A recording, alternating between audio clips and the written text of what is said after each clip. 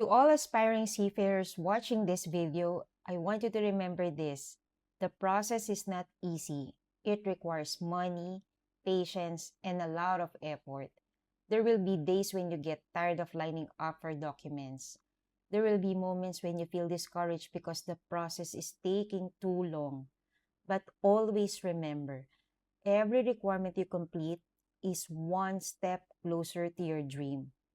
That passport you applied for, that training you work hard to finish, that medical exam you prepared for, all of these are not just documents. They represent your determination to build a better future for yourself and for your family. Not everyone has the courage to start this journey. Not everyone is willing to sacrifice months away from home. But if you are here watching this video, it means you are serious about your goal. So don't rush the process.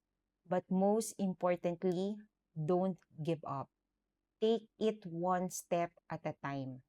First, the passport, then the trainings, then your Siemens book. Then one day, before you even realize it, you will be at the airport holding your contract, ready to join your ship. And when that day comes, you will look back at all the struggles and say to yourself, it was all worth it.